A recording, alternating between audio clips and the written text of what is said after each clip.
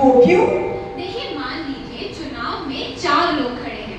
एक ये थुरावनगर का माली, एक ये पांडे जी, राकेश जी का बेटा राजू और फिर ये पीवीआर।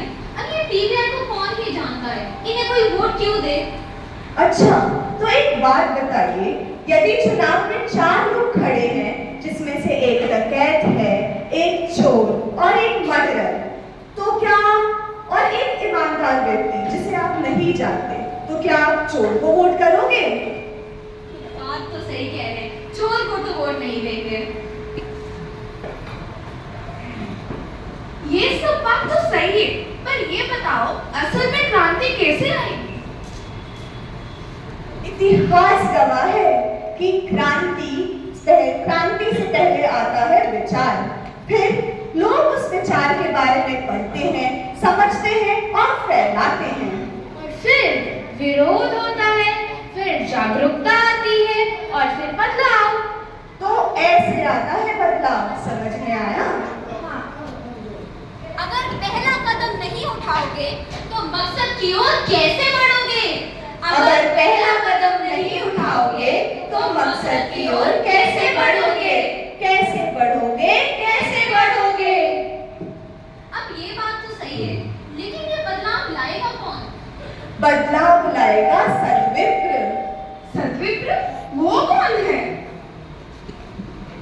ये नाम तो बिट्टू की ताव की तरह है।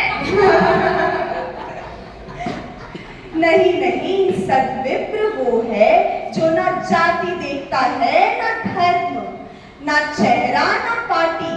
वो उसका सिर्फ एक ही मकसद है, समाज का विकास। पर ऐसे व्यक्ति बनते कैसे हैं? अरे मेरी तरफ मत देखो, मेरी फैमिली में नहीं बनते। तो सद्विप्र बनना बहुत ही आसान है।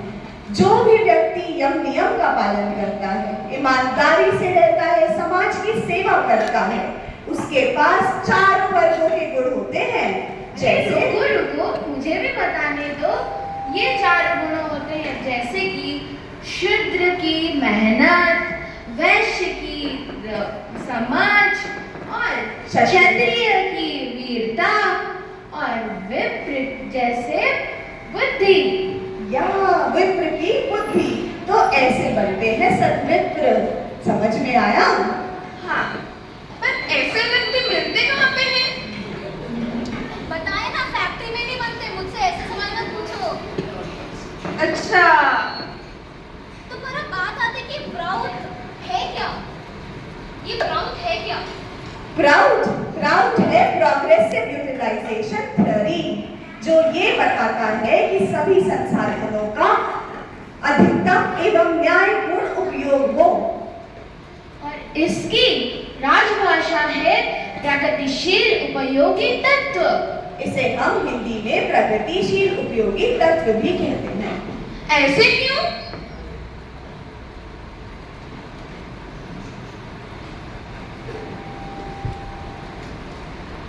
यूटिलाइजेशन क्यों? समाज का सवाल है, क्यों यूटिलाइजेशन हो गया? देखो, तो संसार में सभी संसाधन लिमिटेड है, but it is enough for everyone's need, but not enough for everyone's greed. लेकिन ये सिद्धांत दिया किसने? कौन सा सिद्धांत? ये प्राउड का सिद्धांत।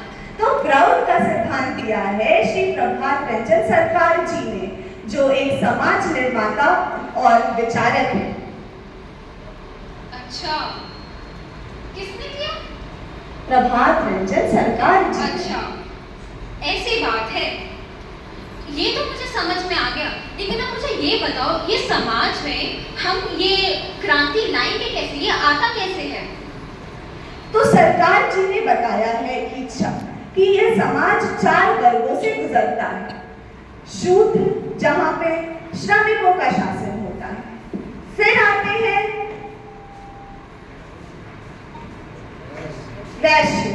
वैश्य मतलब व्यापारियों का शासन। उसके बाद हमारे पास विप्र वर्ग है।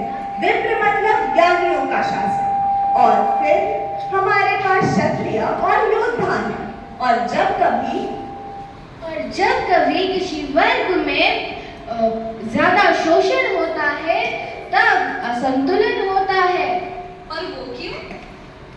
वो असंतुलन को हटाने के लिए और संतुलन लाने के लिए समाज में सद्विप्र आता है। अच्छा, ऐसा है। और ये क्यों होता है फिर?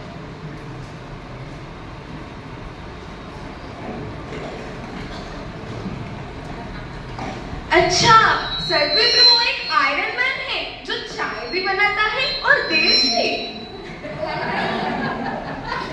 कह सकते हैं सवाल का जवाब तो सही ही दिख रहा।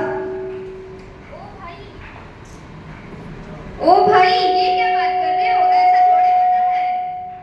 अब ये सब बात तो ठीक है, लेकिन बात तो हमारी सॉरी गलत बोल रही हूँ मैं, पीबीआई की हो रही थी। तो ये पीबीआई से हम इस पे कैसे आ गए? सवाल तो बहुत ही अच्छा है। पीबीआई यानी प्राउडेस्ट ब्लॉक इंडिया, जो प्राउड के सिद्धांतों को फॉलो करता है। अच्छा, कुछ ऐसा है। ऐसे तो अब मुझे एक बात तो ये समझ में आ गई। इसका मतलब है कि हमें समाज में बदलाव लाने के लिए कुछ ना कुछ करना होगा। हमें बदलाव के लिए कुछ ना कुछ स्टेप लेना होगा। हाँ, बिल्कुल, क्यों नहीं। तो चलो हम आज से इस संसार में खुद को सद्विप्र बनाने का प्रयास करें।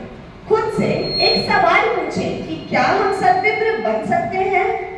तो फिर चलो समय को बर्बाद ना कर उसका सदुपयोग करते हैं और एक नया समाज बनाते हैं। आओ मिलकर हम एक नया समाज बनाएं। चलो नया समाज बनाए जहाँ न हो कोई भेदभाव। चलो नया समाज